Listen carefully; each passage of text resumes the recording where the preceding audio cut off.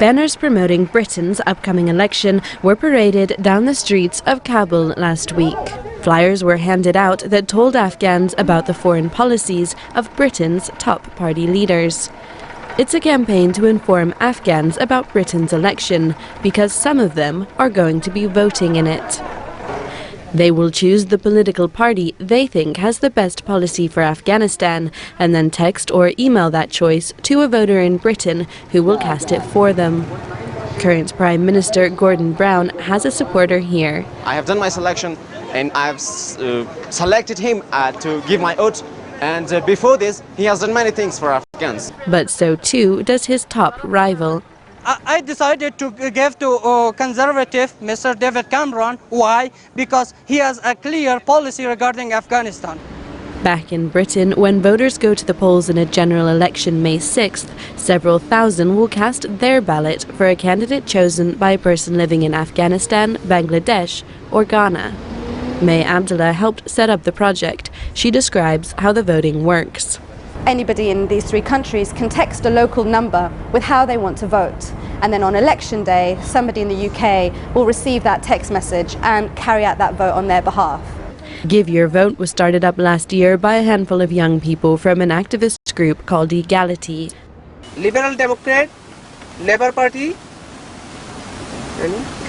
Conservative Party. They think everyone in the world should have an equal say in the issues that affect them. Abdullah says Bangladesh, Ghana and Afghanistan were chosen because of the importance for them of Britain's decisions on climate change, agricultural subsidies and war. With a global electorate, says Abdullah, politicians will have to think twice about their policies. The differences between the parties are symbolic of who those parties represent. As long as they're representing only UK interests, their policies are focused towards the people who will be voting in that election. So it's through expanding that electorate that you're expanding the policies. One person who will be giving her vote is 23-year-old Fanny James. She says she's not losing out. It's like a shared vote rather than not my own vote, because it's still me casting a vote in my name.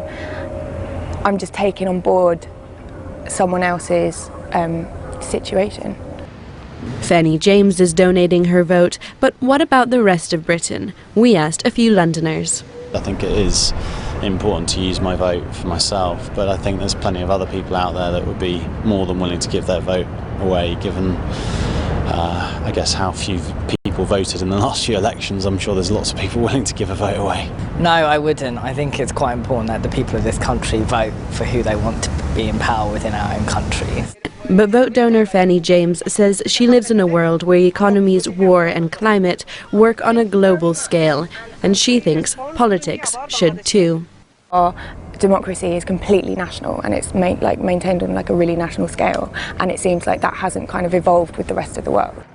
Globalized elections, it's bound to raise some eyebrows, but it certainly has some fans in Kabul. Sayla Hennessy for VOA News, London.